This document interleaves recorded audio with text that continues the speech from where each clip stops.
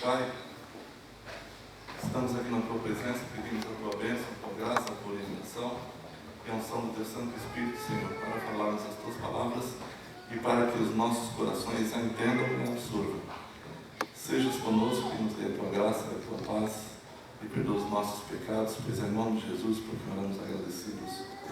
Amém. Abra sua Bíblia, por favor, no livro do profeta Jeremias, no capítulo 23.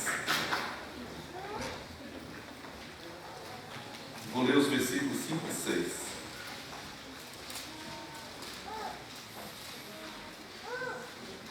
Jeremias 23, 5 e 6.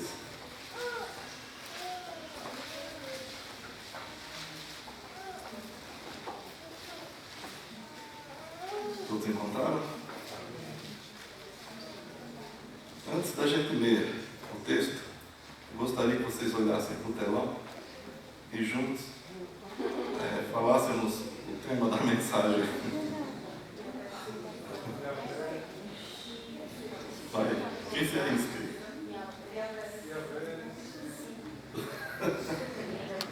Vamos ler os versículos.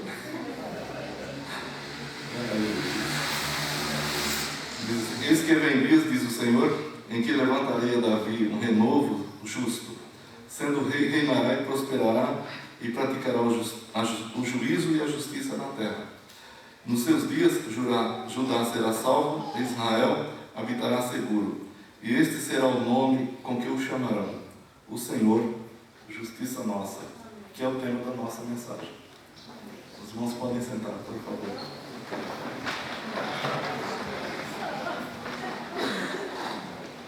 É a expressão em hebraico o Senhor, justiça nossa.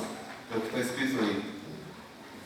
Yavé Tzidkenu, como disse o profeta Jeremias. Muito bem. O Senhor, justiça nossa. Eu tentei mudar o tema, tentei mudar os versículos, mas eu não consegui. Então eu sentei-me lá dentro do meu computador, pedi misericórdia a Deus e falando: Senhor, me ajuda, né? Tanto a escrever, fazer um esboço dessa mensagem, como também a falar. Mas o fato é o seguinte: todos nós sabemos que a revelação bíblica foi progressiva. Quer dizer, Deus não revelou a Bíblia de uma vez só ao povo. Deus a foi revelando paulatinamente. Nós vemos que a Bíblia inicia-se com o relato da criação. Deus criou todas as coisas nos capítulos 1 e 2 do Gênesis. No capítulo 3 do Gênesis, o pecado entra. E no versículo 15 do capítulo 3, Deus então promete o Redentor. Diz que da semente da mulher enviaria o Redentor à humanidade. E a partir daí então, acontecem coisas, mas o fato é que Deus chama a Abraão e as revelações continuam, com o chamado de Abraão, com a criação da nação de Israel. Israel não foi uma nação criada por si só, é uma nação que Deus criou e tinha objetivos com ela, que era fazer com que a sua palavra fosse revelada a nós, todos os povos. E a partir dessa nação, então, Deus revela. No deserto, Deus dá a lei, depois eles entram em Canaã e Deus continua o processo de revelação da sua vontade através dos profetas do Antigo Testamento, os Salmos também, e dos fatos de Israel. E depois Deus nos manda o seu próprio Filho, Jesus Cristo, que é a expressa revelação de Deus. E a Bíblia termina, depois de sedimentar toda a doutrina cristã, termina com o Apocalipse falando da glorificação de todas as coisas. A Bíblia antecede a história, a Bíblia acompanha a história e a Bíblia cria a história futura. Nós, os crentes, temos o privilégio de saber o que Deus fez, o que Deus faz e o que Deus fará. O escritor aos Hebreus diz que Jesus Cristo é o mesmo ontem, hoje e o será para sempre ou eternamente. A revelação bíblica segue esse esquema. Nesses versículos que nós lemos, nós vamos tentar analisar esses dois termos aí: o renovo justo e a expressão o Senhor, nossa justiça. Porque isso aqui, esses dois termos, eles refletem um resumo do que a Bíblia ensina sobre redenção, sobre salvação. Fico pensando por que Davi, por que Jeremias inicia esse trecho aqui dos versículos dizendo: eis que vem dias, diz o Senhor, que levantarei a Davi um renovo justo. Por que Jeremias inicia esses versículos falando de um renovo justo? Então, em primeiro lugar, e seguindo a revelação de Deus, Jeremias usa essa expressão somente para relembrar e confirmar a promessa de Deus a Davi, de que da sua semente, da semente de Davi, levantar-se-ia o Redentor prometido em Gênesis 3,15, demonstrado em toda a lei do Antigo Testamento, falado pelos profetas do Antigo Testamento, confirmado pelos escritores do Novo Testamento e glorificado na revelação final do Apocalipse em todas as coisas, juntamente com os seus. Então, por que Jeremias inicia esse texto falando sobre o renovo justo? Exatamente para lembrar a nação de Israel da promessa que Deus fez a Davi, de que da sua semente levantaria o Redentor da humanidade. Nesse texto aqui, o renovo, ou Messias, é chamado de renovo. Renovo por quê? Porque é uma coisa nova? Não, renovo no sentido de que de uma árvore nascem renovos, brotos. É nesse sentido. O Senhor aqui fala do filho dele, do Messias que viria, como renovo, ou seja, como um broto que nasce de uma árvore. Vocês que gostam de árvores aí, vocês já perceberam que toda árvore brota os seus renovos. Você planta uma árvore na sua casa. Meu pai plantou, acho que uma mangueira, uma abacateira, no quintal dele, lá em Pindamonhangaba, e de repente, quando a árvore já começa a dar fruto, a primeira coisa que aparece são os brotos, né? Mas você não sabe se aqueles brotos vão frutificar, se eles vão ser alguma coisa importante. A própria árvore nasce de um broto, nasce de um renovo. E o Messias aqui é chamado de broto de renovo. É algo que parece nada, é algo que parece que não vai dar em nada às vezes, dependendo das condições do tempo, das condições climáticas e tal. No caso do Messias, o profeta Jeremias o chama de renovo, porque parece que é uma coisinha pequena que vai surgindo imperceptivelmente. Mas esse renovo, esse broto, a Bíblia nos diz que ele encherá toda a terra, que ele frutificará como árvore bendita e abrigará em si todos os povos da terra, e não só Israel, mas todos os povos da terra que esperam, que creem no Messias. Quando o profeta Jeremias escreveu isso aqui, é interessante ver isso, porque quando nascia um filho a Davi, ou nascia um dos herdeiros de Davi, não exatamente um filho seu ali, mas os seus herdeiros ao trono de Judá, normalmente os judeus esperavam que aquela criança fosse o cumprimento de uma promessa dessas, fosse o renovo, fosse o Messias surgindo. Você sabe que a palavra Messias quer dizer ungido, e todos os reis de Israel eram ungidos. Então, quando nascia um filho a Davi, eles imaginavam que Deus agora cumpriria sua promessa naquele menino. O problema é que a cada descendente de Davi que assumia o trono de Israel, a começar de Salomão, Salomão reinou nas 12 tribos de Israel. Mas no final da vida ele pecou. E quando ele morreu, Deus então fez com que o reino de Israel fosse dividido em dois. 10 tribos seguiram Jeroboão, filho de Nebate, o homem que fez pecar Israel, e 2 tribos apenas, Judá e Benjamim, com capitão em Jerusalém, seguiram a Roboão, filho de Salomão. E Roboão não foi um bom rei, ele não foi fiel a Deus, ele não seguia os parâmetros dessa promessa de Deus de que da descendência de Davi viria o renovo, viria o Messias. Ele foi uma decepção para o povo. Depois dele vieram outros, alguns reis foram bons, mas a maioria não foi. Mesmo dos descendentes de Davi, por exemplo, você tem um Manassés, que ele tinha como hobby da vida dele provocar o Senhor à ira, e foi o sujeito que mais tempo ficou no trono. Manassés ficou 55 anos no trono, pecando, levando o povo a pecar, matando pessoas inocentes. Manassés teve a pachorra de encher o templo de Jerusalém de ídolos, coisa que Deus abomina. Deus abomina a idolatria. Manassés encheu o templo de ídolo. A Bíblia diz dele que ele era agoureiro, ele era adivinho, ele adivinhava o futuro pelas nuvens.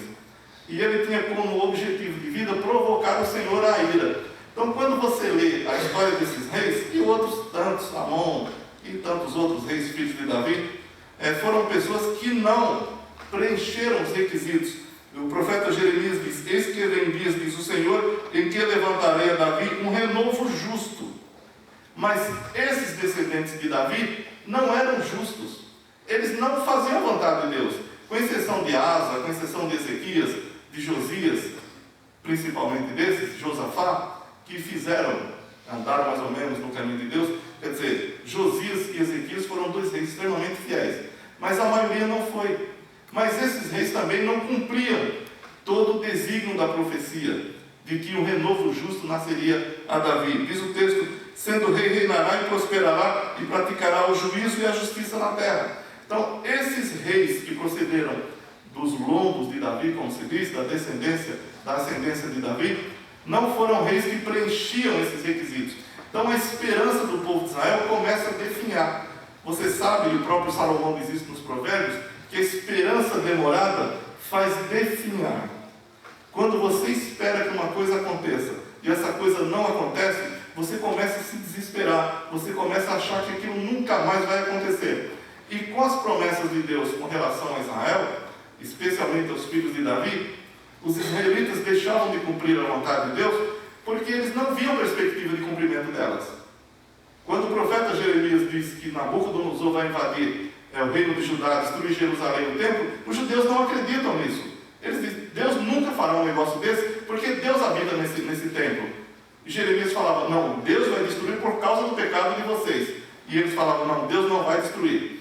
Então alguns homens vão consultar Jeremias sobre a palavra do Senhor. Quando Jeremias diz para eles a palavra do Senhor, eles falam para Jeremias: você está em conluio com não sei quem aí, para nos enganar. Quer dizer, eles não aceitavam a palavra de Deus. Mas não aceitavam? Também você tem que entender, em primeiro lugar, os planos de Deus para a humanidade inteira. Em segundo lugar, que essas promessas que Deus deu não pareciam, não tinham assim a possibilidade de cumprir-se. O que eles viam era exatamente o contrário. Eu não sei se você já passou por situações em que você espera que Deus realize alguma coisa na sua vida e as coisas não acontecem. E a sua fé começa a definhar. Ou não começa? Às vezes Deus nos leva a alguma prova e você começa a achar que Deus não está com você. Eu acho interessante quando Deus levou Abraão à prova e Abraão não enfraqueceu na fé. Mas a maioria de nós enfraquece na fé. Essa é uma realidade. E Deus sabe disso. Lá no Salmo 103 diz que Deus conhece a nossa estrutura e lembra-se que somos pó. Por isso Ele não nos trata segundo os nossos pecados, nem nos retribui segundo as nossas iniquidades. Mas diz que como um pai se compadece dos seus filhos, assim o Senhor se compadece daqueles que o temem. Essas promessas de Deus a Israel não pareciam se cumprir. Quando o profeta Jeremias está profetizando sobre isso, o último dos reis de Judá era Zedequias. Só para você ter uma ideia do que fez, um pouquinho do que fez Zedequias, abra sua Bíblia no segundo livro dos Reis, no capítulo 24, versículos 18 e 19. Segundo livro dos Reis, capítulo 24, 18 e 19.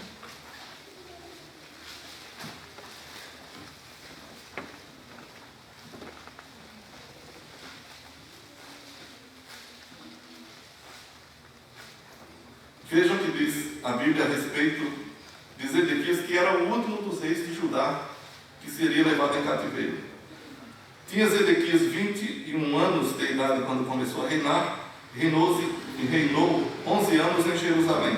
E era o nome de sua mãe, Amutal, filha de Jeremias de Libna. E fez o quê? O que era mal aos olhos do Senhor, conforme tudo quanto fizera Joaquim, que era o seu antecessor. E Joaquim já tinha feito mal aos olhos do Senhor. Então, essa promessa de Deus aqui, de que eis que vem dias, diz o Senhor, em que levantarei a Davi um renovo justo, sendo rei, reinará e prosperará e praticará o juízo e a justiça na terra. Então, não tinha possibilidade de se cumprir ali. Porque quando o povo olhava para esses reis descendentes de Davi, eles eram um fracasso. Eles não preenchiam esses requisitos. Esse Zedequias aqui, sobre o qual nós lemos, foi o último dos reis de Judá. Foi esse homem que foi levado para o cativeiro juntamente com o povo de Judá, para a Babilônia. E o que o rei Nabucodonosor fez com ele? O rei Nabucodonosor pegou todos os filhos de Zedequias, primeiro prendeu Zedequias. E pegou todos os filhos de Zedequias e degolou na sua presença. E depois mandou furar os olhos do próprio Zedequias e o prendeu com cadeias de ferro, de bronze, e o levou para a Babilônia. Então, a última imagem que Zedequias tem na vida, que ele viu, foi a morte dos seus filhos degolados. Que desgraça, não é? Então, quando esse homem é levado para o cativeiro, Israel é levado para o cativeiro, parte do povo, o rei Nabucodonosor deixou os pobres na região, na terra, e nomeou Gedalias como governador. Então, quando o povo de Israel vê que as profecias a respeito dos filhos de Davi não estavam se cumprindo, como você acha que eles ficaram? Às vezes a gente malha as pessoas, né? Malha o povo de Israel. O povo de Israel no deserto, o povo que murmurava, o povo que não sei o quê. Quando a gente lê a história da igreja, ou sabe de alguma coisa, a gente malha os outros. Eu fico pensando em nós. A gente se põe fora de tudo isso, como se a gente nem participasse da vida humana. Parece que nós somos o supra-sumo da fé, né? E essa gente, quando olha para aquilo tudo, foram vários descendentes de Davi e nenhum deles cumpriu esse requisito de que seria um renovo a Davi e reinaria e prosperaria e praticaria juízo e justiça na terra. Nenhum deles preencheu esses requisitos. O último dos reis acabou o reino de Judá. Judá é levado cativo, e agora? Acabou tudo. E a promessa de Deus, onde está? O apóstolo Pedro, falando da igreja, na sua epístola, ele diz que muitos dirão, né, da doutrina que a igreja prega sobre o arrebatamento da igreja, sobre a vinda do Senhor Jesus Cristo, e eles dizem, onde está a promessa da sua vinda? Porque desde que os pais dormiram, nós ouvimos isso. E não aconteceu. Então, as coisas, o tempo vai se sucedendo, e o que a gente espera não acontece. Você tem alguma coisa que você espera, e até agora não aconteceu? Se você tem, como está a sua fé?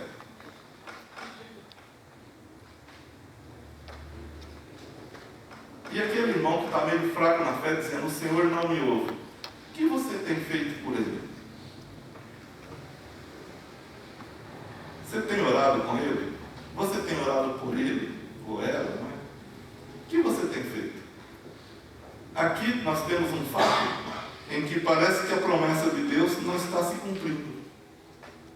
E quando nós não entendemos a Bíblia, é muito importante, irmãos, que a gente entenda a Bíblia, a palavra de Deus. Eu estava falando na escola teológica que existem duas formas da gente estudar a Bíblia. Uma é a forma devocional, que todos nós fazemos. Não é verdade? Um dia você levanta, abre a Bíblia e vai ler para ver o que Deus fala com você. Às vezes você abre para ver se Deus te fala num versículo, né? Tem gente que tem a mania de... Deixa eu ver o que Deus fala para mim hoje, né? Aí são versículos de exortação. Deixa eu procurar outro, né? Aí procura outro que seja melhorzinho. Então essa é a forma devocional. E então você senta e lê um texto qualquer espaço. Essa é uma forma devocional de se ler a Bíblia. Mas nós, os crentes, temos que nos habituar com outra forma de ler a Bíblia. É com a forma de estudo, ou a forma sistemática de ler a Bíblia. Você começa do Gênesis ao Apocalipse, e aí você vai lendo e vai entendendo todo o plano de Deus, a vontade de Deus. Esses dois versículos que nós lemos aqui, encerram todo o plano de Deus para nós. Mas muitas vezes, eu mesmo passei direto aqui sobre esse texto. E você leu e passou direto sobre ele também. Mas aqui nós temos uma promessa de Deus, de que dos lombos de Davi, ou da ascendência de Davi, ou descendente de Davi, se levantaria como um renovo, como algo que parecia nada. Imagine quando Jesus Cristo nasceu. Se você fosse um judeu, e vivesse na Palestina 2000 anos atrás, estivesse em Belém, para participar do censo que o imperador romano estabeleceu. Aí você visse um casalzinho, num jumentinho ou sem jumento, eu não sei como eles chegaram lá na Palestina, lá em Belém. Imagine só, Aquela mulher grávida, jovem ainda, o marido meio velho já, meio surrado, procurando um local para que a mulher pudesse ter um filho, já que não tinha lugar. A Bíblia diz que eles foram parar numa estalagem, num curral, porque não havia lugar para eles, onde ficassem em algum hotel, em alguma estalagem, em alguma pensão. Então eles foram parar no hotel. Imagine você olhando aquela criança recém-nascida numa estrebaria, num curral. O que você diria daquela criança? Você olhar para ela e falar assim: xiii, está sem futuro. Não tem nem onde nascer, não tem nem onde morar. Certo? Ou errado? Hã? Não é verdade? Quando você passa, né, eu entro muito em favelas, às vezes eu vejo bastante moça, assim da jovem, tipo 16 anos, grávida, e ela não tem aliança nos dedos, nem na mão direita, nem na esquerda. O que será que aconteceu? Possivelmente foi num baile funk e voltou gordinho. Você pergunta, que futuro que essa criança que está no ventre dessa menina vai ter? Aí você olha onde ela vai entrar. Ela entra no barraquinho. Você pergunta, que futuro tem? Qual será o futuro dessa criança? Aí você olha ao seu redor, eu conheço a realidade. Dali saem bandidos, traficantes, assaltantes. Os assaltantes nesses lugares são tidos como heróis. As crianças vão nascendo e vão olhando para eles como se eles fossem os heróis. Eles trazem cesta básica para os moradores mais pobres. Então eles começam a ser heróis. Aquelas crianças vão nascendo, olhando para aquela realidade e falam: quando eu crescer, eu vou ser igual a ele. Quando nós olhamos para essa realidade, parece que o mundo não tem solução. Quando as pessoas olharam para Maria e José, com aquela criança naquele curral, falaram: isso não vai dar em nada. E tinha bandidos naquele tempo. Tinha pessoas que não iam fazer nada. E Jesus estava ali. Ninguém sabia quem era Jesus. Alguém sabia quem era Jesus? Era só uma criança. Mas aquela criança cumpria esse propósito aqui dessa profecia. Deus falou: eis que vem dias, diz o Senhor, em que levantarei a Davi um renovo justo, sendo rei, reinará e prosperará e praticará justiça e juízo na terra. Então, aquela criança, que era um renovo, que era um brotinho, que não parecia nada aos olhos de todos, aquela criança era o Filho de Deus. Aquela criança era Deus feito homem, mas as pessoas não tinham olhos para verem isso. Quando ele cresceu e começou o seu ministério na Galileia e na Judéia e naquela região toda, as pessoas olhavam para ele e falavam: esse não pode ser o nosso Messias, ele é pobre. E outra, como ele foi criado na Galileia, eles diziam: o nosso Messias vem da descendência de Davi. Nem sabiam a ascendência de Jesus. Então não creram nele, porque ele parecia não cumprir os propósitos de Deus prometidos nessa profecia e em outras profecias iguais. Quero chamar a sua atenção para esse fato. Quando você lê a Bíblia sistematicamente, quando você lê a Bíblia estudando, você vai descobrir a vontade de Deus, o plano de Deus e a profundidade da sua palavra. Quando nós não temos olhos para isso, nós vamos cair nesse marasmo espiritual que as pessoas vivem. E não vamos entender nada. E a Bíblia é a revelação de Deus. Deus revelou a Bíblia para que nós entendamos a Ele. Quando nós lemos a Bíblia, é Deus falando. É Deus dizendo o que é, quem é, o que pensa, o que quer. É Deus revelando o seu plano. Se nós não temos o cuidado de ler a palavra de Deus, assim, sistematicamente, nós caímos no erro que todos caem. De quando Deus cumpre suas promessas, você nem consegue ver, porque você nem conhece. Então é necessário ler, é necessário conhecer. Eu estava falando hoje de manhã na classe dos homens, que era o nosso assunto, sobre a iluminação do Espírito Santo. Quando você lê a Bíblia não é um livro comum. A Bíblia é um livro de natureza espiritual, é a revelação de Deus. Ela foi dada por inspiração de Deus, mas ela só é entendida pela iluminação de Deus também. Ninguém pode pegar a Bíblia, por intelectual que seja, e achar que vai entender. Vou ler, tudo bem, não vai.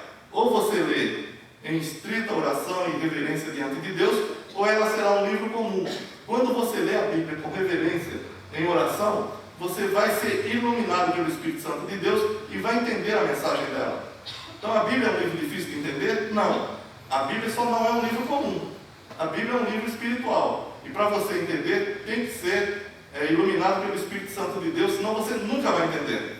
Eu fico, às vezes, um tanto quanto triste quando eu vejo crentes dizendo: eu não entendo a Bíblia. Você não lê a Bíblia? Leio, mas não entendo. Então, você precisa da iluminação do Espírito Santo de Deus. Você precisa orar para que Deus te ensine a sua palavra. Você precisa pedir a Ele que oriente, que ilumine a sua mente, o seu coração, para que a palavra dele seja exposta a você. Quando isso acontece, nós não ficamos como o povo judeu, que olhava a promessa de Deus, mas não podia entender. Quando a promessa de Deus se cumpriu, quando o renovo, o broto de Davi apareceu, eles não entenderam e não entendem até hoje. Por quê? Porque o Espírito Santo não os ilumina, até porque eles não querem ser iluminados. Esse descendente de Davi aqui ia transformar judeus e gentios num povo só para Deus. Na Epístola aos Efésios, capítulo 2, veja a grande obra que o Senhor Jesus realizou e que não foi vista pelo seu povo de Israel, mas é vista por todos quantos creem em Jesus Cristo, sejam judeus, sejam gentios. No capítulo 2 de Efésios, a partir do 13, do 11, diz assim: portanto, lembrai-vos de que vós, no outro tempo, erais gentios na carne, chamados incircuncisão, pelos que na carne se chamam circuncisão, feita pela mão dos homens, que naquele tempo estavam sem Cristo, separados da comunidade de Israel, e estranhos aos conceitos da promessa, não tendo esperança sem Deus no mundo. Mas agora em Cristo Jesus, vós que antes estáveis longe, já pelo sangue de Cristo chegastes perto, porque Ele é a nossa paz, o qual de ambos os povos fez um, e derribando a parede de separação que estava no meio, na sua carne desfez a inimizade, isto é, a lei dos mandamentos que consistia em ordenanças, para criar em si mesmo dos dois um novo homem, fazendo a paz, e pela cruz reconciliar ambos com Deus em um corpo, matando com ela as inimizades. E vindo, ele evangelizou a paz, a vós que estáveis longe, e aos que estavam perto, porque por ele ambos temos acesso ao Pai em um mesmo Espírito, assim que já não sois estrangeiros, nem forasteiros, mas concidadãos dos santos e da família de Deus.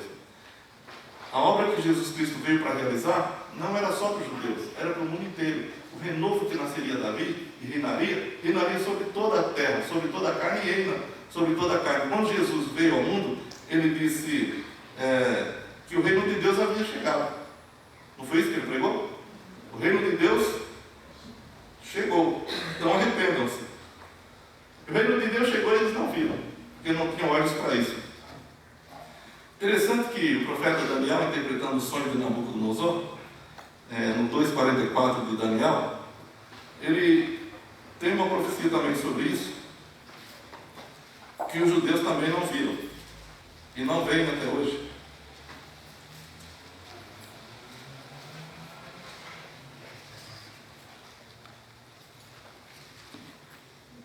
Diz assim, 2,44 de Daniel: mas nos dias desses reis, o Deus do céu levantará um reino que não será jamais destruído.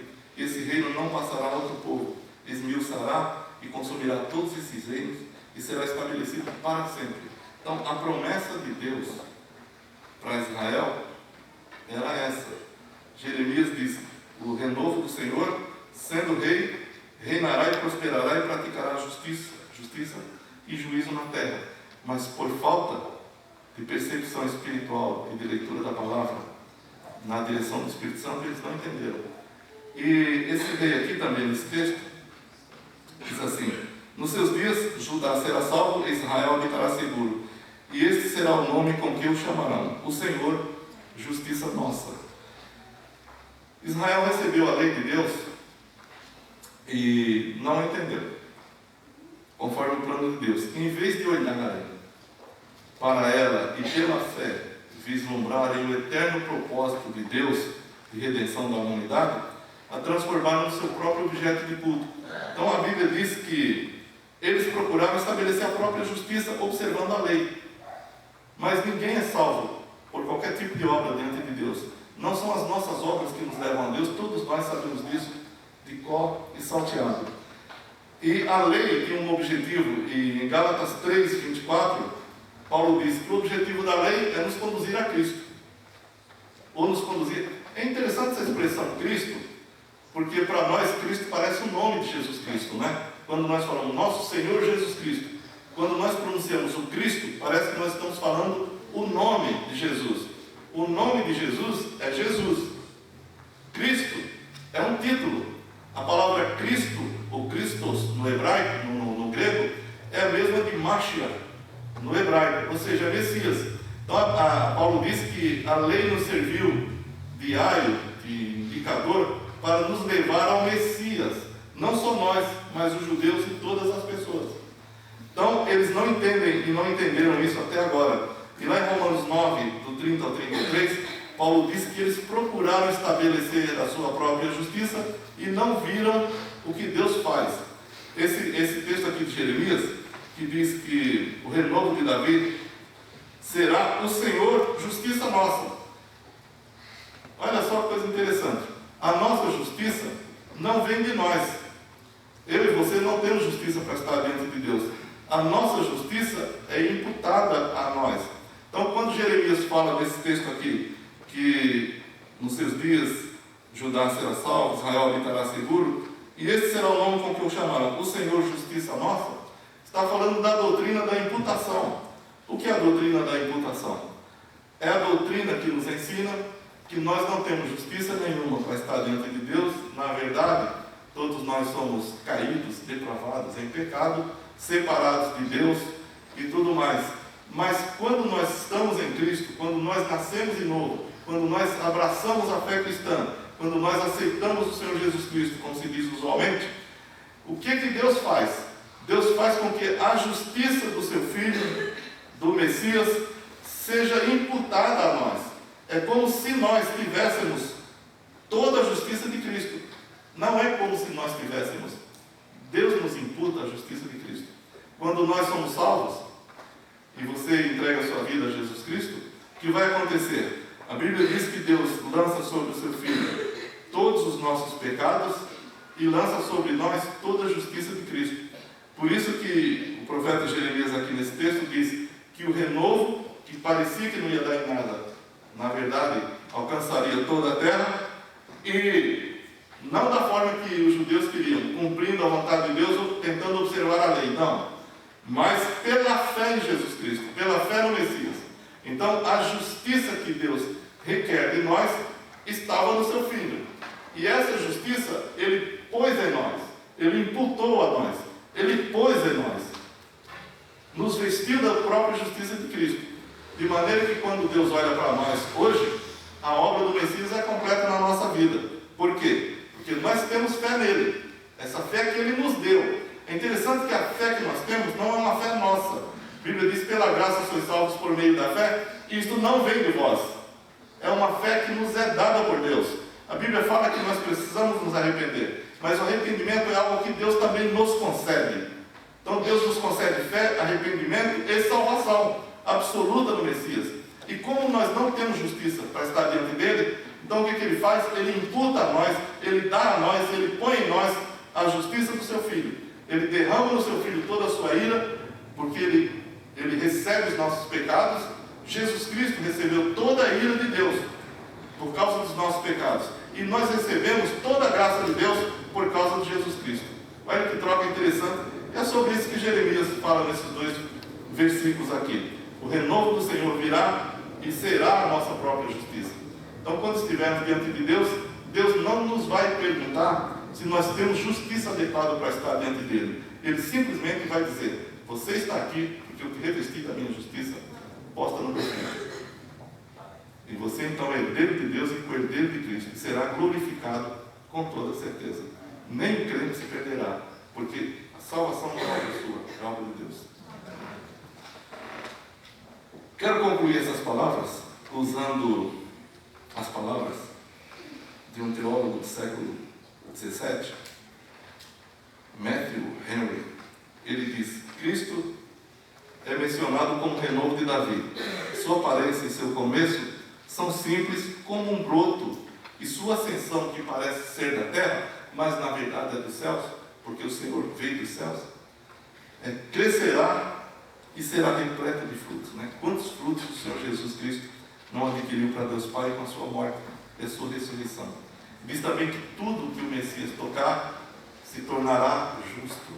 Se você foi tocado pelo Messias, se você foi tocado por Jesus Cristo, você se tornou justo diante de Deus, santo diante de Deus. Por isso que a Bíblia nos chama de santos e justos. Diz que como Deus, Ele é Yahvé, o incomunicável nome de Deus, denotando a sua eternidade e a sua autoexistência. E como mediador, Ele é a nossa justiça. É por causa de Jesus Cristo que nós temos acesso a Deus, acesso aos céus. É por causa de Jesus Cristo que o nosso nome está escrito no livro da vida desde a fundação do mundo. Não temos méritos para isso, mas Deus tem toda a graça para nos fazer isso. Você que antes nem era filho de Deus, agora você é filho de Deus, porque você recebeu Jesus como Senhor e Salvador da sua vida. Foi isso que eu estava falando antes também, naquela minha primeira fala. Essa mensagem, irmãos, nós devemos passar para os outros. Nós não devemos reter para nós a grande graça, a grande misericórdia de Deus derramada em nós por Jesus Cristo. Nós estávamos, como todos os demais, sob a ira de Deus, mas Deus, que é riquíssimo em amor, em misericórdia e graça, nos salvou e nos fez ser deles. Portanto, nos convém, em primeiro lugar, ser gratos a Deus por tão grande salvação. E, em segundo lugar, dizer para todo mundo: você também pode ser salvo. Eu fui, e não sou melhor que você, mas a graça de Deus me alcançou e pode alcançar você e alcançar qualquer pessoa. Amém? Que Deus nos abençoe, que Deus faça-nos entender e viver a sua palavra para a sua glória e céus.